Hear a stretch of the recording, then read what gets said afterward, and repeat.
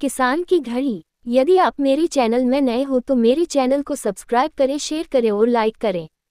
धन्यवाद। एक दिन की बात है। एक किसान अपने खेत के पास स्थित अनाज की कोठी में काम कर रहा था। काम के दौरान उसकी घड़ी कहीं खो गई। वह घड़ी उसके पिता द्वारा उसे उपहार में दी गई थी। इस कारण उससे उसका भावनात्मक लगाव था। उसने वह घड़ी ढूंढने की बहुत कोशिश की। कोठी का हर कोना छान मारा, लेकिन घड़ी नहीं मिली। हताश होकर वह कोठी से बाहर आ गया।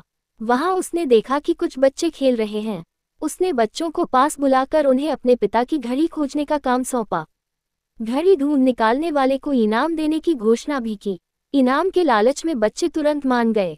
कोठी के अंदर जाकर बच्चे घड़ी की खोज में लग गए।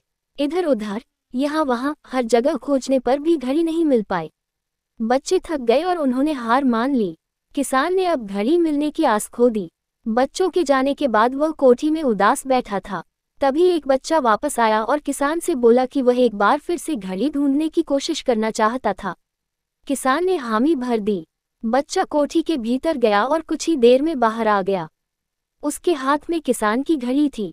जब किसान ने वह घड़ी देखी तो बहुत खुश हुआ। उसे आश्चर्य हुआ कि जिस घड़ी को ढूंढने में सब नाकामयाब रहे, उसे उस बच्चे ने कैसे ढूंढ निकाला। पूछने पर बच्चे ने बताया कि कोठी के भीतर जाकर वह चुपचाप एक जगह खड़ा हो गया और सुनने लगा। शांति में उसे घड़ी की टिक टिक की आवाज़ सुनाई पड़ी और उस आवाज़ की दिशा में खोजने पर उसे वह घड़ी मिल गई।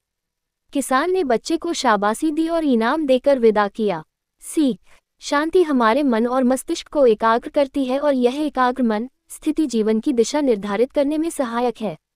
इसलिए दिन भर में कुछ समय हमें अवश्य निकलना चाहिए, जब हम शांति से बैठकर मनन कर सकें। अन्यथा शोरगुल भरी इस दुनिया में हम उलझ कर रह जाएंगे। हम कभी न खुद को जान पाएंगे, न अपने मन को। बस दुनिया की भेड़ चाल में चलते चले जाएंगे। जब आँख खुलेगी तो बस पछतावा होगा कि जीवन की ये दिशा हमने कैसे निर्धारित कर ली।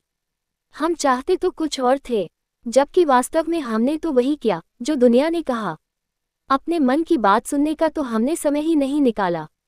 पूरी कहानी सुनने के लिए धन्यवाद।